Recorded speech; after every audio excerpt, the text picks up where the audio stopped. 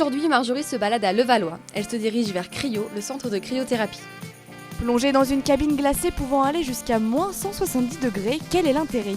C'est ce que nous allons découvrir tout de suite, suivez-moi.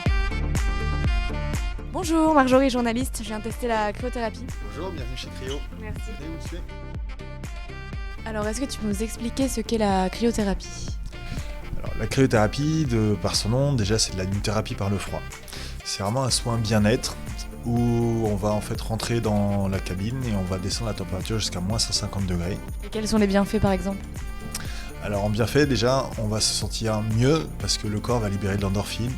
On va retendre la peau, donc on a une diminution un petit peu de l'effet peau d'orange et on va vraiment accompagner l'amincissement. Et est-ce que c'est bien pour accompagner des personnes qui ont des maladies de peau ou musculaires?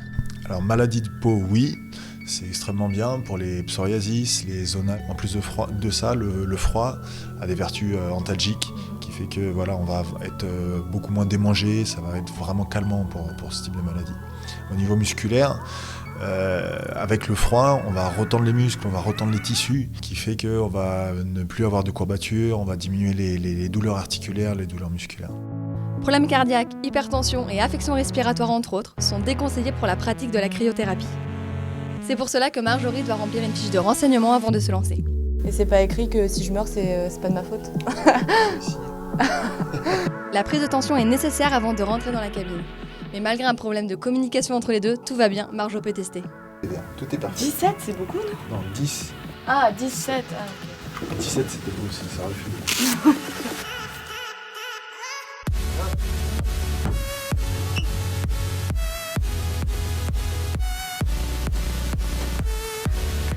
Pour éviter la claustrophobie, on sort Marjorie du tube et c'est parti pour le grand froid. Ah oui, d'accord, là, ça y est, je le sens bien.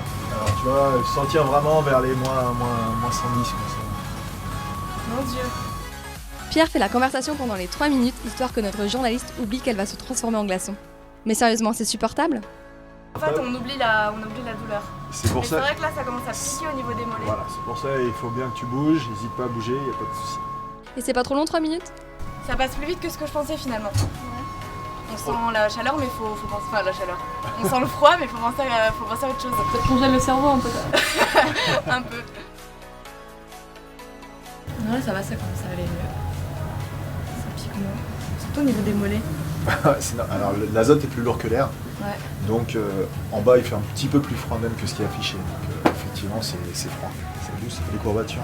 Ouais, c'est vrai, je les Comprends, sens pas. Ouais, c'est vrai en Plus plus. fluide. Hop, Un peu encore un peu. un peu, ouais, bah. Pourquoi je fais ça? Laissons Marjorie se réchauffer. Pour plus d'informations, rendez-vous sur cryo-france.com. Quant à nous, on se retrouve bientôt pour la découverte d'un nouveau concept insolite sur Paris.